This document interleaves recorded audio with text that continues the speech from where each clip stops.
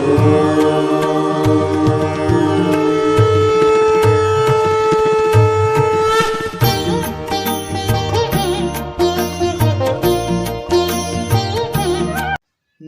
मित्रों, महादेव का फलित ज्योतिष शास्त्र में आपका स्वागत है।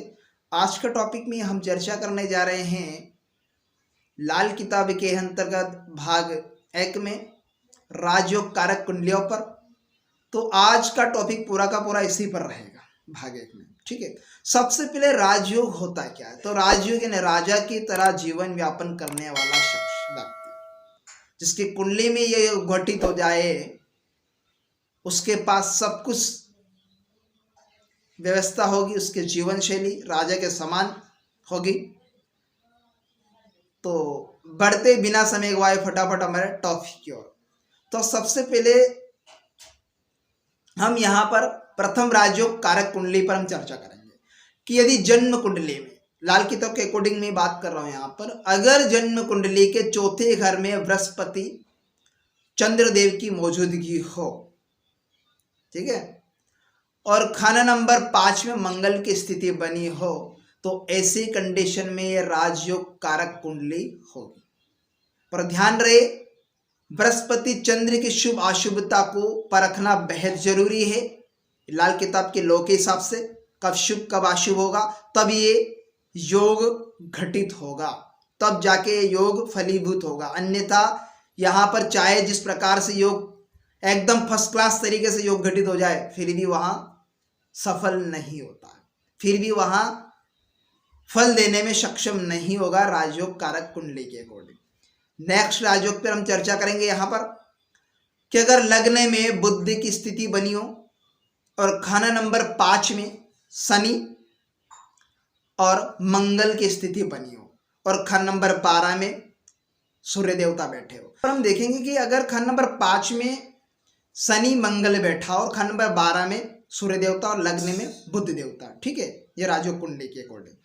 अगर यहाँ देखें हम तो खाना नंबर 5 में शनि और मंगल के अगर दोनों की कॉम्बिनेशन मिलाए तो आर्टिफिशियल प्लैनेट उच्च का राहु बनता है।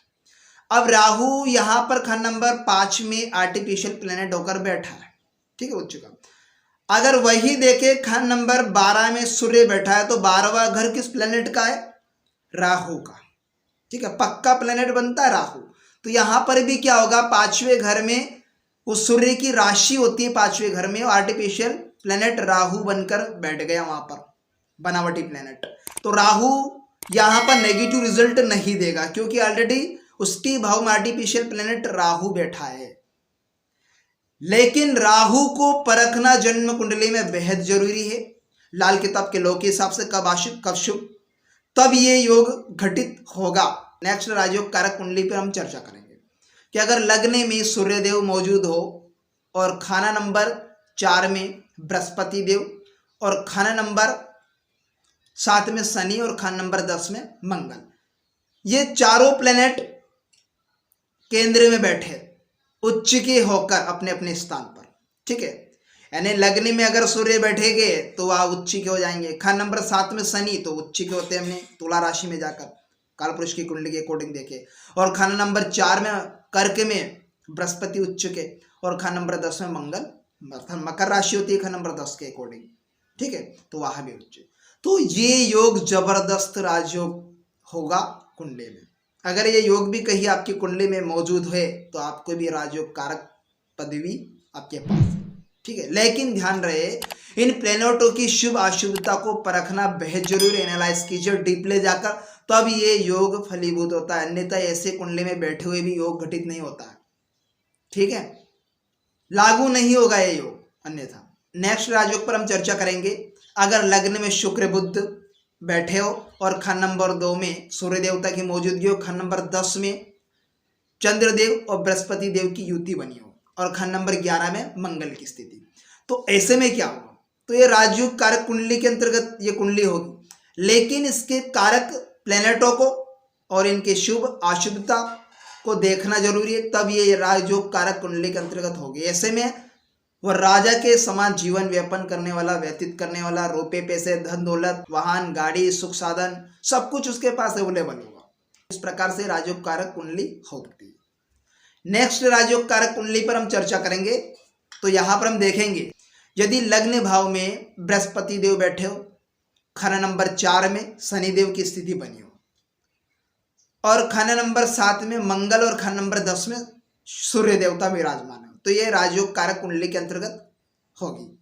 ऐसे में अगर आपकी कुंडली में भी ये योग घटित हो तो आपके लिए ये राजयोग कारक कुंडली होगी।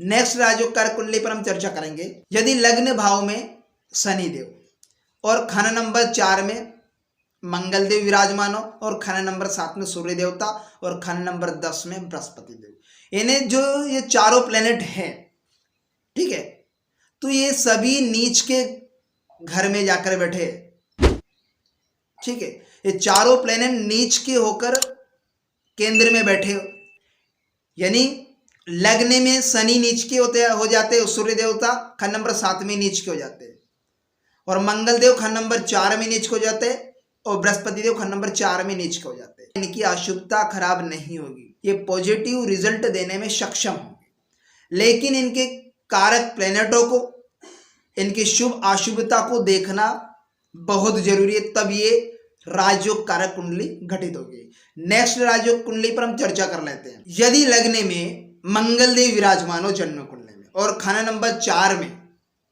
सूर्य देवता, यानी खाना नंबर 1 में मंगल देव और खाना नंबर 4 में सूर्य देवता और खाना नंबर 7 में अगर बृहस्पति देव या खाना नंबर 10 में बृहस्पति देव, तो ऐसे में भी ये राजयोग कारक कुंडली घटित होगी। ठीक है, नेक्स्ट राजयोग कारक कुंडली पर हम चर्चा कर लेते हैं। अगर लग्न में सूर्य देव बैठे हो और खाना नंबर 2 में धन भाव में चंद्रमा की स्थिति बनी हो और खाना नंबर 3 में बुध देवता और खाना नंबर 5 में बृहस्पति देव, खाना नंबर 7 में शुक्र देवता, खाना नंबर 8 में मंगल देव और खाना नंबर 9 में शनि देव बैठे हो, तो ऐसे में भी ये राजयोग कारक कुंडली के अंतर्गत ये कुंडली होगी। ठीक है, मैं आपको बार बार रिपीट कर रहा हूं, इनकी कारक प्लेनेटों को, इनकी शुभ अशुभता को लाल किताब के लौ के हिसाब से समझिए, तब जाके राजयोग कारक कुंडली होगी, नहीं तो ये आपकी राजयोग कारक कुंडली के अंतर्गत लागू नहीं होगी। नेक्स्ट, यदि लग्न भाव में चंद्र की स्थिति बनी हो और खाना नंबर 2 में अर्थात धन भाव में बृहस्पति देव बैठे हो और खाना नंबर 11 में मंगल सूर्य बुध की युति बनी हुई हो, अब यहां पर एक आर्टिफिशियल प्लेनेट का भी निर्माण हो जाता है।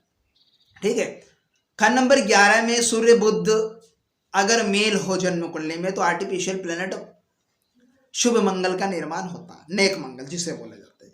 अब वही 11वें भाव में मंगल भी ऑलरेडी मौजूद है, डबल मंगल यहां पर व्याप्त हो गए कुंडली में, वो भी लाभ भाव में, और लग्न में चंद्र जो कि मंगल की राशि में, ठीक है, और धन भाव में बृहस्पति देव जो कि स्वयं के पक्के कारक भाव में बैठे हुए हैं, और यहां पर चंद्र देव बैठे हैं, अपने कारक प्लेनेट बनते सूर्य देवता उनकी राशि में, तो यह योग तो जबरदस्त फलीभूत होगा।